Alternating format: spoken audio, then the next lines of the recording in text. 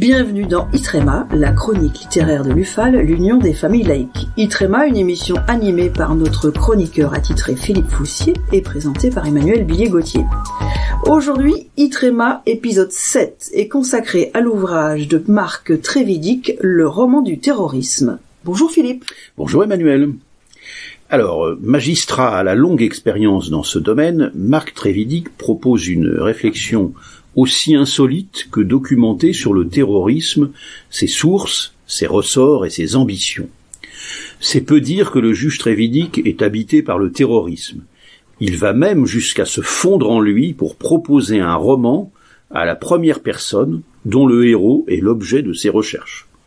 La réflexion qu'il propose balaie une grande variété de domaines, de la philosophie à la géostratégie, de la théologie à l'histoire. Et ce discours de la méthode terroriste n'emprunte pas pour rien ses références à Descartes, philosophe, car après, selon lui, la période éventuelle de doute et le chemin qui mène à la vérité, tout retour en arrière est devenu impossible pour l'apprenti terroriste. À la lecture de cet étrange roman, on pourra être agacé par l'énumération des renvois au texte qui, depuis le XIe siècle, en Perse, ont fondé, selon Marc Trévidic, la pensée du terrorisme. Le juge Trévidic est un bon élève. Il a poussé ses recherches, son labeur est indéniable. Et il s'agit sans conteste d'une réflexion dont la profondeur invite le lecteur à prolonger la sienne. Mais au-delà de cette dimension philosophique, le magistrat distille des réflexions plus prosaïques sur la réalité tangible du phénomène. Marc Trévidic n'est ainsi pas dupe des acrobaties géopolitiques qui ont émaillé l'histoire du terrorisme de ces dernières décennies. Les États-Unis d'Amérique sont à juste titre épinglés pour leur politique de gribouille qui prêterait à sourire si elle n'avait eu d'aussi tragiques conséquences. Après avoir en effet contribué à installer le régime des talibans en Afghanistan, après avoir, comme l'Occident de manière générale d'ailleurs, soutenu les djihadistes bosniaques, les États-Unis d'Amérique ont rendu vrai ce qui était initialement faux, dit Trévidic, à savoir le lien entre le régime baasiste et Al-Qaïda. Mais Marc Trévidic évoque aussi des sujets d'actualité, comme la liberté d'expression. Oui, en effet, il se désole de la manière dont le terrorisme impose ses normes.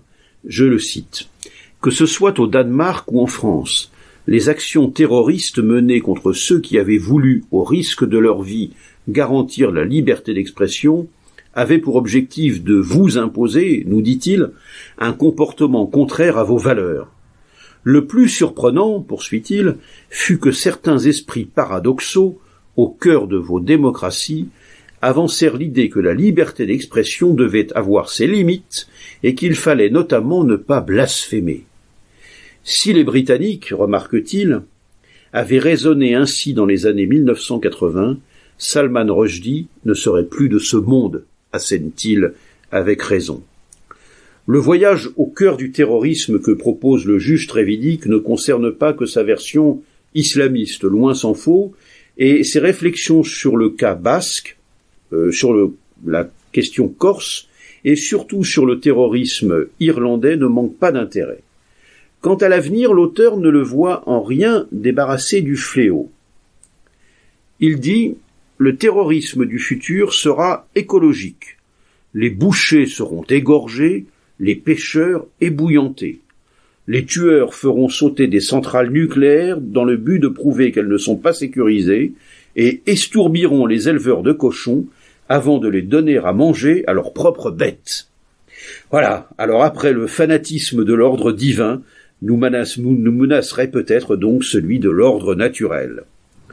Marc Trévidic, Le roman du terrorisme, publié aux éditions Flammarion, 256 pages, 21 €. Merci Philippe, et je vous retrouve pour le 8e épisode de Itrema. Vous nous parlerez cette fois du livre de Jean-Yves Mollier, Interdiction de publier. À bientôt. À bientôt Emmanuel.